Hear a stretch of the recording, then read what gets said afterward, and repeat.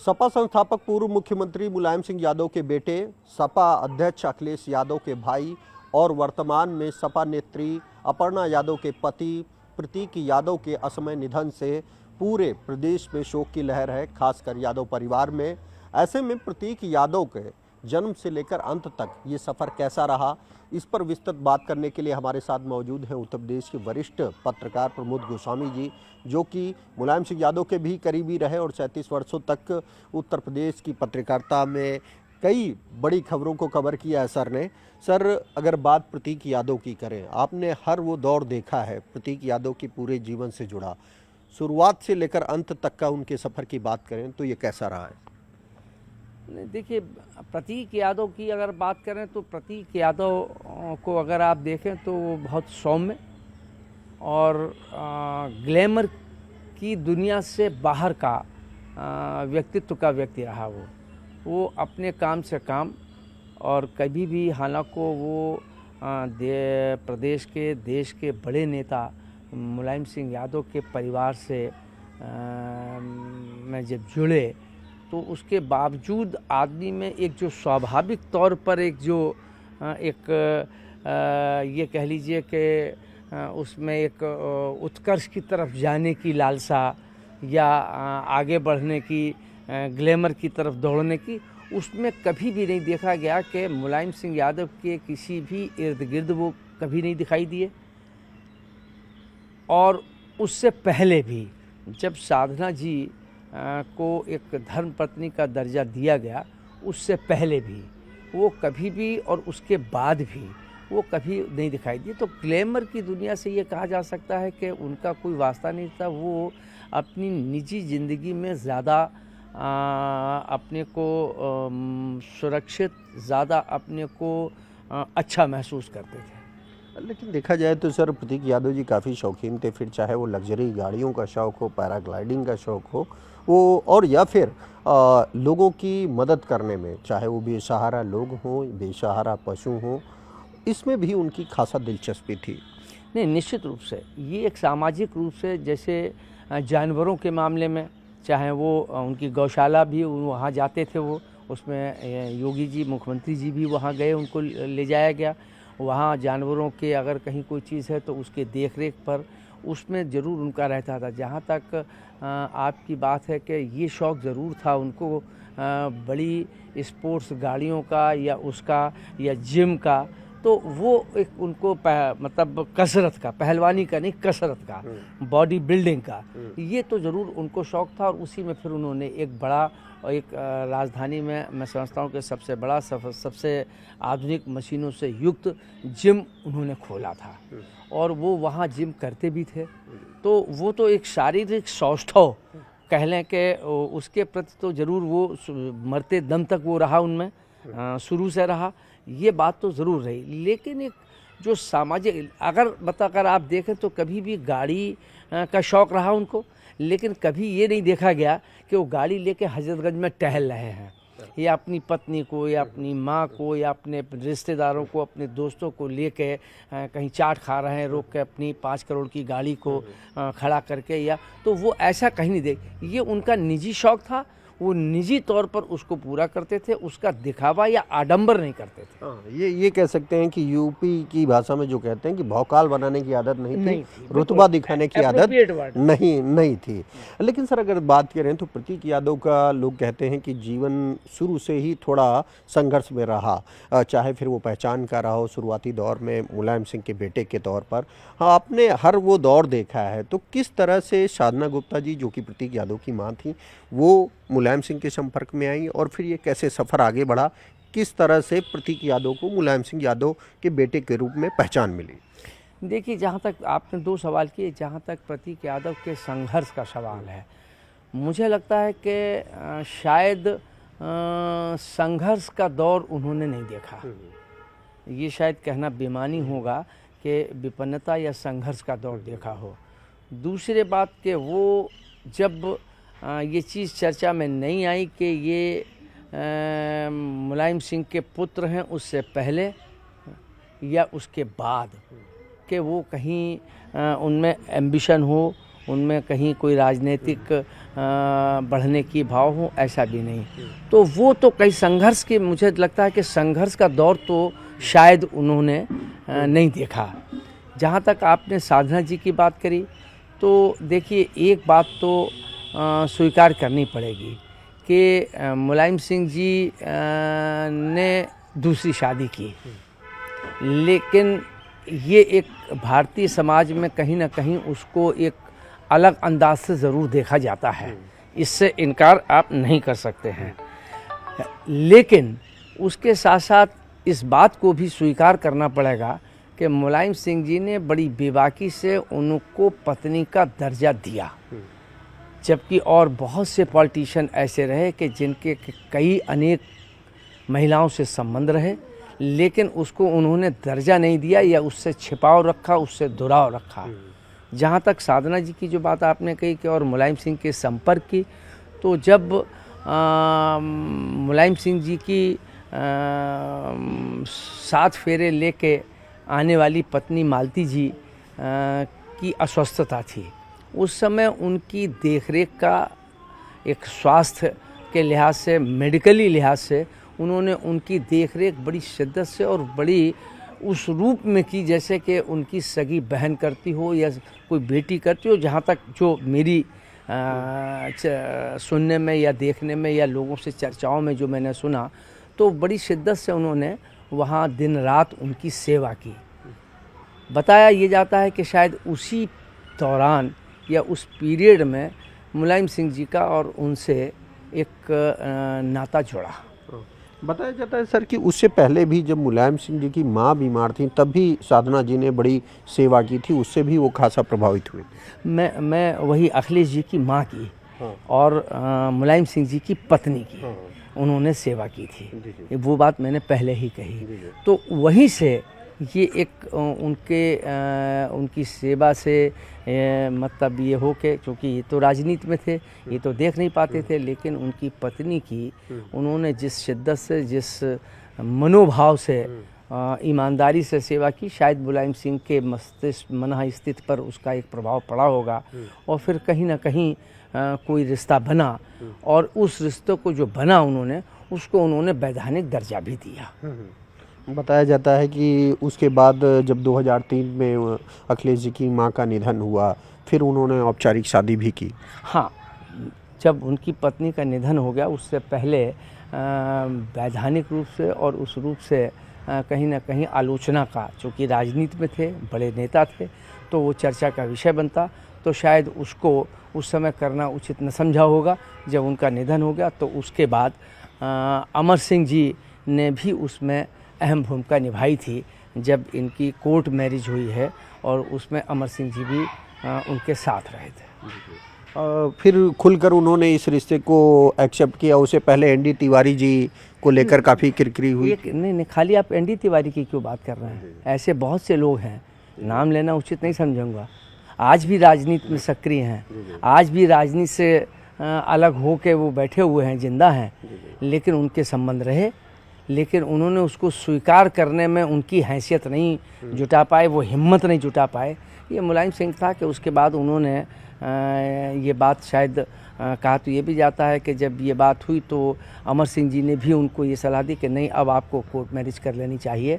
और उसके बाद फिर वो निश्चित रूप से जब वो मुख्यमंत्री रहे तो फिर उनके आवास पर, विक्रमादित्य मार्ग जो उनका सरकारी आवास था, वहाँ पर वो विधिवत पत्नी के रूप में रहने भी लगी थी। और तब प्रतीक भी वहाँ रहने लगे थे उनके साथ, प्रतीक उनके साथ थे। इस दौरान बताया जाता है कि मुलायम सिंह यादव ने 2007 को सुप्रीम कोर्ट के एक हलफनामे में भी स्पष्ट किया कि साधना गुप्ता हमारी पत्नी है और प्रतीक यादव हमारा बेटा है। हाँ, वो उन्होंने स्वीकार किया। ये बात अलग है कि वो प्रतीक कहा तो यही जाता है कि उनके जैविक पुत्र नहीं हैं, लेकिन उन्होंने पुत्र का, जैसे साधना जी को पत्नी का दर्जा दिया, वैसे ही उनके साथ जो उनका पुत्र था प्रतीक, उसको उन्होंने अपने पुत्र का दर्जा दिया। और ये आपको इसलिए भी, और जिस समय ये बात हुई, एक चीज़ और स्पष्ट करना चाहूँगा, जिस समय ये बात चली कि साधना जी को ये बात आई, तो परिवार में कहीं थोड़ा थोड़ा नाक मुँह से कुड़ने की बात आई पारिवारिक रूप से, लेकिन मुलायम सिंह जी उन्होंने उसको अस्वीकार किया और जो वैधानिक दर्जा देना था वो दिया। हाँ, उसके बाद परिवार ने भी सर बड़ी खुशी से उन्हें एक्सेप्ट किया और किया गया। हाँ, निश्चित। और जब प्रतीक यादव की शादी हुई तो बड़ी धूमधाम से मनाई गई, सैफई में हुई, सैफई में मनाई गई और पूरे परिवार के लोग, पूरे खानदान के लोग, पूरे उनके इष्ट मित्र, पूरा मतलब जो उनके राजनीतिक और सामाजिक थे वो सारे लोग वहाँ मौजूद थे और उसमें मैं भी गया था वहाँ। मुझे भी आमंत्रित किया गया था, मैं भी गया था वहाँ उस शादी में। अखिलेश जी, डिम्पल जी, सभी लोग खुशी से शामिल हुए। और नहीं, अगर आप देखें तो उस समय डिम्पल जी ने प्रतीक का तिलक भी किया था। तो कहीं ना कहीं एक्सेप्ट तो परिवार ने कर ही लिया था और परिवार में एक्सेप्टेबिलिटी तो हो ही गई थी, इसमें तो कोई दो राय नहीं। उसके बाद अगर सर बात करें, मुलायम सिंह यादव उत्तर प्रदेश ही नहीं बल्कि देश के बड़े नेता थे और उनके बेटे के तौर पर हर किसी की एक चाहत होती है कि वो आगे उनकी पॉलिटिकल जो करियर है, जो चाहती है, अपना भविष्य बनाए, लेकिन इस तरह की एम्बिशस प्रतीक यादव में नहीं देखने को मिली। नहीं, जरा रिपीट करिए, क्या कहना चाहें? मैं ये कह रहा हूँ कि सर हर आदमी की, हर बेटे की ये चाहत होती है कि मेरा पिता मुख्यमंत्री है तो उसका भी पॉलिटिकल करियर बढ़े। तो कहीं ना कहीं प्रतीक यादव या उनकी माँ में भी कभी इस तरह की भावना रही? नहीं, देखिए, माँ साधना जी पूरी तरीके से गृहस्थ और पारिवारिक रूप में रही और मुख्यमंत्री के आवास में एक पारिवारिक महिला की तरीके से रही। और प्रतीक भी कहीं ना कहीं पूरी तरीके से कभी भी उन्होंने मुलायम सिंह जी के या उसके बाद जब अखिलेश मुख्यमंत्री बने तो तब भी कभी उन्होंने ये जताने की कोशिश नहीं करी कि हम मुलायम सिंह के बेटे हैं मुख्यमंत्री के, या हम अपने भाई अखिलेश यादव के भाई हैं। तो ये कभी उन्होंने, एक मैंने पहले ही ये बात कही थी कि उनमें कोई एम्बिशन नहीं था, उनमें कोई किसी प्रकार का दिखावा नहीं था। सामाजिक रूप से वो अपनी कोई उनकी ये नहीं था कि वो सामाजिक रूप से उनकी पहचान बने, राजनीतिक रूप से पहचान बने। तो वो ऐसा कोई उनमें गुण नहीं था या ऐसी उनकी सोच नहीं थी। वो खाली अपने चाहे वो उनके गाड़ियों का शौक़ कह लीजिए, चाहे उनके शारीरिक सौष्ठव की बात कह लीजिए कि उसके लिए वो अपने उसमें समय अधिक तक बिताते थे। फिर उसके बाद वो गाड़ियों को फिर उन्होंने बड़ी गाड़ी, महंगी गाड़ियाँ खरीदी। ये तो शौक़, ये उनके शौक़ थे, ये उनके एम्बिशंस ये नहीं थे कि पॉलिटिकल एम्बिशंस हों, सोशल एम्बिशंस हों, ऐसा उनमें कुछ नहीं था। जबकि उल्टे उनकी जो पत्नी थी अपर्णा, उसमें राजनीतिक एम्बिशंस ज़रूरत से ज़्यादा थे। हालांकि अपर्णा जो है वो हमारे मित्र, जो टाइम्स ऑफ इंडिया में जर्नलिस्ट रहे, हमारे साथी रहे, अरविंद बिष्ट उनकी बेटी हैं। और वो स्कूल में जब पढ़ाई के दौरान उन दोनों के बीच में एक रिश्ता बना और वो एक लंबे समय तक कहा जाता है कि 8-10 वर्ष जो है वो रिश्ता चला। उसके बाद वो शादी में कन्वर्ट हो गया। 2011 में सर अपर्णा जी और प्रतीक यादव की शादी हुई, उसके बाद सब कुछ सही चल रहा था। फिर अचानक ऐसा क्या हुआ कि बताया जाता है कि अपर्णा यादव चाहती थी कि सपा में वो भी चुनाव लड़ें और उनको भी लीडरशिप का मौका मिले। हाँ, ये बात सही है कि अपर्णा जी ये चाहती थी कि समाजवादी पार्टी में हम मतलब उस परिवार की बहू हैं, तो जैसे और परिवार के लोगों को कोई संसद सदस्य बना है, कोई विधायक बना है, कोई ब्लॉक प्रमुख बना है या पंचायत अध्यक्ष बना है, तो हमें भी, जो मैंने पहले कहा कि अपर्णा में राजनीतिक एम्बिशंस बहुत थी और बहुत हैं उसके लिए, तो वो बनी। लेकिन वो उनको वहाँ एक या तो उनमें धैर्य नहीं था, मैं कह सकता हूँ, ऐसा नहीं है कि उनको स्थान नहीं मिलता, लेकिन शायद उन्होंने धैर्य नहीं रखा और वो धैर्य न रखने की वजह से वो फिर समाजवादी पार्टी से अलग हो गई। और जो उनके राजनीतिक वैचारिक विरोधी थे, राजनीतिक विरोधी थे भारतीय जनता पार्टी, उसमें वो शामिल हो गई। शायद वहाँ से अखिलेश के और उनके बीच प्रतीक से नहीं बल्कि साधना के इस व्यवहार को लेके कहीं ना कहीं अखिलेश के मन को कष्ट पहुंचा या कहीं ना कहीं एक दूरियां बढ़ी। लेकिन सर कहा जाता है कि अपर्णा के साथ कुछ लोग कहते हैं कि प्रतीक यादव ये खुद चाहते थे कि अपर्णा को पॉलिटिकल एक्टिविटीज़ में एक्टिव किया जाए। उन्होंने ही कहा कि आप टिकट मांगिए, आप बीजेपी ज्वाइन करिए। नहीं, ये बात बिल्कुल गलत है। इस बात से मैं बिल्कुल सहमत नहीं हूँ। ऐसे कोई भी चीज़ बाहर नहीं आई कि प्रतीक ने कहा हो कि वो जाओ और आप समाजवादी पार्टी में वहाँ से टिकट के लिए अपना जोर आजमाइश करो, या इन्होंने कहा हो कि हमारी पत्नी को टिकट दिया जाए। ऐसा मुझे नहीं लगता। ये ज़रूर है कि अपर्णा ने ज़रूर इस बात के लिए उन पर दबाव डाला कि ये दबाव बनाया जाए कि हमें टिकट मिले, हम एमएलसी हो जाएं, हम एमएलए हो जाएं, टिकट एक राजनीति में हम ऊपर आ जाएं। ये एम्बिशंस तो उनमें थे, लेकिन प्रतीक में एम्बिशंस ही नहीं थे। तो इस बात को वो जानते थे और वो इस मामले में बहुत गंभीर रहे, बहुत टू दी पॉइंट बात करने वाले लोगों में रहे। वो ज़्यादा उच्छृंखल प्रवृत्ति के नहीं रहे। इसलिए ये बात तो मुझे नहीं समझ में आता है। बाकी कोई चीज़ अंदर हो तो मैं नहीं कह सकता, लेकिन जहाँ तक सार्वजनिक जीवन में या वैसे कहीं या चर्चाओं में कभी ये नहीं आया कि प्रतीक ने दबाव डाला या प्रतीक ने कोई सोर्स लगाया कि भारतीय जनता पार्टी में ही चली जाएं, क्योंकि उनका कोई राजनीतिक कहीं कोई संपर्क भी नहीं था। तो इसलिए इस बात से मैं वैसे भी सहमत नहीं हूँ कि वो उनके लिए, और अगर ऐसा हो, मैं मान भी लूँ कि प्रतीक चाहते थे, तो अगर प्रतीक चाहते तो फिर साधना जी तो उनकी माँ थी, इनकी सास थी, फिर साधना जी मुलायम सिंह से कह के टिकट दिलवा सकती थी। बिल्कुल। तो फिर प्रतीक को कहने की क्या ज़रूरत थी? तो ये प्रतीक के बारे में मैंने, हाँ ये बात हो सकता है कि अपर्णा ने ये बात दबाव डाला हो को आप कहो, लेकिन प्रतीक ने इस पर कोई वैसे ही प्रसंग में कोई बात कह दी हो कि इस पर विचार कर लें, तो वो कोई दबाव नहीं माना जाता, वो कहीं कह दिया जाए, लेकिन उसमें कहीं प्रतीक ने कोई दबाव नहीं डाला। लेकिन सर इस दौरान ये भी रहा कि प्रतीक जी अस्वस्थ हो गए और उनको काफ़ी संघर्ष करना पड़ा। वो कई लंबे समय तक अस्पताल में भर्ती रहे, उनका ट्रीटमेंट हुआ। इस बीच कहा जाता है कि वो काफ़ी टूट गए। नहीं, देखिए वो ये बात सही है कि उनके घुटने का ऑपरेशन हुआ, ये थोड़े से अस्वस्थ हुए, लेकिन वो लंबे समय तक कभी अस्पताल में भर्ती भी नहीं रहे। मेदांता में उनको दिखाया गया, पीजीआई में भी उनको दिखाया गया, लेकिन कोई ऐसा नहीं था कि वो कोई महीने भर 15 दिन कभी एडमिट रहे हों। 1 या 2 दिन रहे, उसके बाद वो वापस अपने आ गए।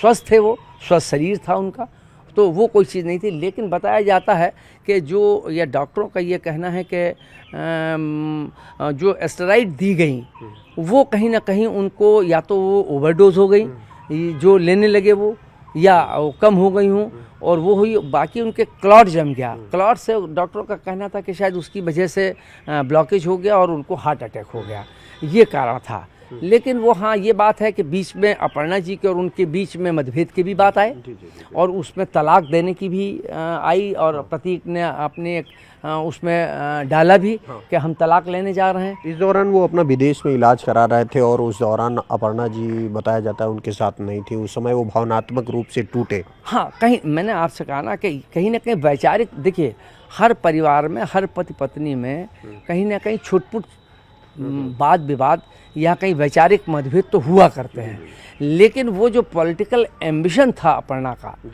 शायद वो जो ज़रूरत से ज़्यादा एम्बिशन था उनका, वो शायद प्रतीक को नागवार गुजरता था। उसको लेके ज़्यादा बहस होती थी या उसको लेके ज़्यादा मतभेद गहराए या उसको लेके एक नाराज़गी ज़रूर पैदा हुई।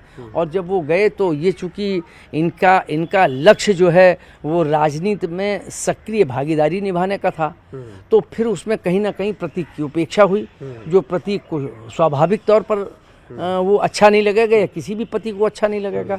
तो शायद वो तो ज़रूर एक बात कही जा सकती है, लेकिन जब ये तलाक की बात आ गई तो इससे एक बात तो स्पष्ट है कि कहीं ना कहीं दूरियां एक सामान्य वाद विवाद से ज़्यादा थी, इसलिए उनको सार्वजनिक रूप से ये कहना पड़ा कि हम तलाक लेंगे, वरना शायद ये कहने की ज़रूरत नहीं पड़ती। लेकिन जैसे ही उनका ये स्टेटमेंट आया, ये वीडियो सामने आया, उसके बाद जो राजनीतिक तूफान मचा और फिर अपर्णा ने बात की उनसे और फिर उनका एक दूसरा वीडियो आया, उसमें भी उन्होंने इस बात का जिक्र किया कि उनके बीच जो भी मतभेद थे वो ख़त्म हो चुके हैं। लोग ये चाहते थे कि टूट जाए, परिवार की दूरियां बढ़ जाएं, लेकिन उन्होंने उन लोगों को गालियाँ भी दी।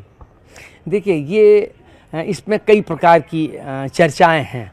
हम लोग चूँकि उसके प्रत्यक्षदर्शी तो है नहीं, तो जो हम लोगों ने सुना और जो समझा वो ये है कि ये जब इन्होंने भारतीय जनता पार्टी में शामिल हो गई, भारतीय जनता समाजवादी पार्टी की खुलकर आलोचना करने लगी, वहाँ तक तो ठीक है, राजनीति में होता है, वैचारिक अपने अपने एजेंडे होते हैं, पूरे किए जाते हैं, उसके लिए आलोचना भी की जाती है। लेकिन नाराज़गी तब ज़्यादा हुई और ये तब बयान आया है कि जब इन्होंने समाजवादी पार्टी का झंडा जलाया। झंडा जलाने के बाद जो है वो समाजवादी पार्टी के अंदर भी इस बात की बहुत नाराज़गी हुई और अखिलेश को भी इस बात के उल्हाने मिले और इससे तो ज़रूर नाराज़गी रही, इसमें तो कोई दो राय नहीं। और मुझे लगता है कि शायद ये वही दौर था कि उसके बाद ये आया कि हम तलाक ले रहे हैं, इसको लेके कहीं ना कहीं जो समाजवादी पार्टी के प्रतीक चिन्ह को जलाने की कोशिश की गई, उसको लेके कहीं ना कहीं प्रतीक ने आपत्ति की होगी या प्रतीक ने कहा होगा कि मर्यादाओं में और सीमाओं के अंदर रहना, क्योंकि आप समाजवादी परिवार की बहू हैं तो उस बहू का निर्वहन भी करें, वो ऐसा ना हो कि हद से बाहर हो जाए। तो हो सकता है कि इस पर अपर्णा ने भी कुछ कह दिया हो तो विवाद इतना खिंच गया हो, तो मानसिक तनाव उस दौर के बाद से ज़्यादा बढ़ गया जो तलाक के लिए उनको लिखना पड़ा।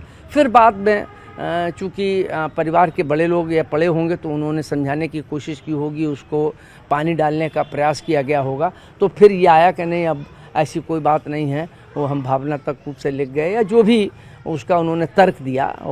कुछ लोग सर ये भी कहते हैं कि एक तरफ जहां प्रतीक का झुकाव मुलायम परिवार के प्रति था, अखिलेश जी के प्रति था, तो वहीं दूसरी ओर अपर्णा यादव की पॉलिटिकल एम्बिशंस को पूरा करने के लिए उनका परिवार उनको लीड करता था। इस बात में कितनी सच्चाई है, चाहे वो पिता हो, भाई हो या मदर हो? हाँ, ये बात कही जा सकती है, ये इस बात से इनकार तो नहीं किया जा सकता है कि कहीं ना कहीं उस पर मतलब भी एम्बिशन की एक बात रही, तो शायद बेटी एक ऐसे परिवार में ब्याह गई कि जहां वो एम्बिशन पूरे हो सकते थे। तो कहीं ना कहीं कहा तो ये भी जाता है कि अम्बी बिष्ट जी जो उनकी माँ हैं, उन्होंने भी इसके लिए भरपूर कोशिश की कि इनको राजनीतिक रूप से ऊपर लाया जाए। ये एम्बिशंस उनके भी, हमारे मित्र अरविंद के भी, और ये किसी भी मतलब ये कोई असामान्य नहीं कहा जा सकता। किसी भी माँ बाप का अगर बेटा है, बेटी है, तो उसको आगे बढ़ाने के लिए चीज़ें होती हैं। लेकिन बस सिर्फ फ़र्क इतना है कि अब वो बेटी जब बेटी है तो वो बेटी दूसरे घर की अमानत हो गई, वो उसकी मर्जी के हिसाब से चलेगी नहीं, तो वहाँ पर उतना तो एक सामंजस्य बना कर रखना चाहिए। मुझे लगता है कि कहीं ना कहीं वो मनोबल बढ़ा, और अगर उसमें कहीं उस मनोबल को अम्बी बिष्ट जी और अरविंद जी उस जो एम्बिशन ज़रूरत से ज़्यादा हो रहा था, अगर उस पर वो कहीं ना कहीं समझाने की और अंकुश लगाने की कोशिश करती, तो शायद ये आज जो तनाव था वो तनाव पैदा पति पत्नी के बीच में नहीं होता। इस दौरान ये भी कहा जाता है कि सर प्रतीक यादव क्योंकि तमाम तरह के रियल इस्टेट के भी कारोबार में थे, जिम तो चलाते ही थे, समाज सेवा भी करते थे, इस दौरान उनको बड़ा घाटा हुआ। अखिलेश जी से भी उन्होंने 2 माह पहले मुलाकात की, इस बात का जिक्र किया। नहीं, देखिए, ये जब अखिलेश की सरकार थी और उससे पहले थी, और विशेष रूप से अखिलेश जी की सरकार में कई कंपनियां रियल इस्टेट के से दर्ज की गई थी। शायद बताते हैं 15, 16, 18 कंपनियां दर्ज की गई थी, जिसमें अपर्णा का भाई वो उनका पार्टनर के रूप में या डायरेक्टर के रूप में वो उसमें रहे, लेकिन नियंत्रण इनके पास ही ये भी रहते थे। लेकिन चूंकि पत्नी का भाई था तो दखल तो उसका भी उतना ही रहता था, और वो डायरेक्टर भी थे कई कंपनियों के, तो उसमें रहे हैं। उसमें जब ये सरकार हटी तो स्वाभाविक है कि मतलब जो एक सरकार में रहने पे जो कार्यकर्ता, और वो तो उस परिवार के बेटे थे, तो कार्यकर्ता को एक ताकत मिलती है, वो सरकार हटने के बाद वो ताकत घटती है। तो वो कहीं ना कहीं वो जो फेवर मिलते होंगे या कहीं ना कहीं जो वो एडवांटेज था वो एडवांटेज बंद हो गया, तो उसके बाद कंपनियां घाटे में आ गईं। वो भी एक उनके मन में था, और वो भी इनके साले की वजह से उसमें टकराव हुए। जब घाटा हुआ तो घाटे को लेके बताते हैं कि फिर प्रतीक में और उनके साले में नोक-झोंक होती थी, वो भी एक तनाव के कारण थे। तो ऐसे छोटे छोटे कारण बन के कई बड़े कारण बन गए, जो दोनों के बीच में एक कहीं ना कहीं उससे प्रतीक का मानसिक संतुलन बिगड़ा, मानसिक रूप से वो एक कमज़ोर होने लगे, या मानसिक रूप से वो थोड़ा सा एक कह लें कि मतलब एक नाराज़गी उनकी या जो दूरी है वो कहीं ना कहीं जो आत्मीयता थी वो आत्मीयता में काफ़ी कमी आई। तो वो भी एक कारण मानसिक तनाव का बताया जाता है कि वो मानसिक तनाव में थे मरने से पहले, और ये स्वाभाविक था। ये जो घटनाक्रम है वो इस बात को पुष्टि करते हैं कि कहीं ना कहीं वो मानसिक तनाव में तो रहे होंगे। मृत्यु मानसिक तनाव से नहीं हुई ये बात अपनी जगह दूगर है, लेकिन एक कारण मानसिक तनाव तो था ही था। इस दौरान मानसिक तनाव था, विवाद इतना बढ़ गया कि एफआईआर भी करानी पड़ी। प्रतीक यादव ने भी एफआईआर करी, दोनों तरफ से एफआईआर हुई। उसको लेकर भी प्रतीक यादव काफ़ी चिंतित थे। उन्होंने अखिलेश यादव से भी मुलाकात की। अखिलेश जी ने भी उनको समझाया कि आप अपने स्वास्थ्य पर ध्यान दीजिए, अपना बिजनेस बढ़ाने पर ध्यान दीजिए। नहीं, निश्चित रूप से देखिए, अखिलेश यादव से चूँकि वहाँ जब अखिलेश यादव राजनीति में नहीं थे, जब राजनीति में तो बहुत बाद में आए हैं, तो प्रतीक तो थे, तो इनके और उनके बीच में ये हम उम्र भी कहें थोड़ा बहुत फ़र्क, 25-30 वर्ष का तो फ़र्क है नहीं, 10-5 वर्ष का जो फ़र्क है वो उस फ़र्क में तो कहीं ना कहीं वो साथ थे, तो कहीं बातचीत, उठना, खेलना, बैठना, जो भी कुछ हाथ से प्रयास रहे तो वो था। तो और दूसरे प्रतीक जो है वो स्वभाव से एरोगेंट नहीं था, एरोगेंसी नहीं थी, विनम्र स्वभाव का था। हर एक से मतलब जो है विनम्रतापूर्वक, आदरपूर्वक बात करने का स्वभाव था। तो इसलिए स्वाभाविक है कि कोई भी हो तो और फिर वो तो मतलब उनका एक भाई के दर्जा प्राप्त कर लिया, तो उसके साथ वो लगाव। तो अखिलेश का प्रतीक के प्रति तो लगाव शुरू से रहा। हालांकि ये भी कहा जाता है कि जब ये राजनीति में नहीं थे, जब ये रियल एस्टेट में नहीं थे, जब इनकी कोई पहचान मतलब शादी भी नहीं हुई थी, तब जो बच्चों में एक हम उम्र में जो एक लड़ाई झगड़ा या जो एक वाद विवाद होता रहता है वो होता रहता था। ऐसा कहा जाता है कि दोनों के बीच में वाद विवाद तो होता रहता था, लेकिन ऐसा वाद विवाद नहीं होता था कि जो दूरियां या मानसिक तकलीफ देने वाला कारण हो। वो एक जो युवावस्था के, बचपन के जो भी कह लें, तो उसमें वो तनाव तो दोनों के बीच में थोड़ा बहुत, लेकिन उसके बावजूद दोनों का एक दूसरे के प्रति अटैचमेंट था। अभी अंत में अगर बात अंत की करें तो बताया जाता है कि वो बीमार थे, मेदांता में एडमिट थे प्रतीक यादव, और उस वक्त अपर्णा यादव शहर से बाहर थी, वो आसाम में थी और अदर राज्यों के किसी कार्यक्रम में बिजी थी। इसको लेकर क्या? नहीं देखिए, वो तो जब एक राजनीति में हैं तो फिर अब मुलायम सिंह जी की पत्नी की जब अस्वस्थता रही तो अब वो राजनीति तो नहीं छोड़ी जा सकती थी। नहीं, इस दौरान सर ये भी कहा जाता है कि जब वो मेदांता में एडमिट थे और उन्होंने ट्रीटमेंट को बीच में छोड़कर वो घर आ गए, उस वक्त उनको समझाने वाला या मनाने वाला नहीं था, वरना शायद इस अनहोनी को टाला जा सकता। हाँ देखिए, वो तो एक विधि का विधान है, उसको तो नहीं टाला जा सकता। वो तो वैसे ही फिर बानक बनते हैं, वैसी ही परिस्थितियाँ बनती हैं। लेकिन ये बात सही है कि जब पति की अस्वस्थता है तो फिर अब दो चीज़ें चुननी पड़ेगी, पति की देखरेख करें या हम अपने राजनीतिक एम्बिशंस को पूरा करें। शायद अपर्णा ने राजनीतिक एम्बिशंस को पूरा करना ज़्यादा महत्वपूर्ण समझा, बजाय इसके कि वो प्रतीक की स्वास्थ्य का ध्यान रखें, उनकी देखरेख करें। और परिवार में और कोई था भी नहीं, या तो प्रतीक थे या अपर्णा थी या शिवपाल जी सामने थे। कहीं कोई ज़रूरत पड़े तो बात अलग है, लेकिन वैसे तो पत्नी ही वहाँ खाली थी, माँ थी नहीं, पिता थे नहीं, तो फिर वहाँ और कौन था? तो वो अकेले थे।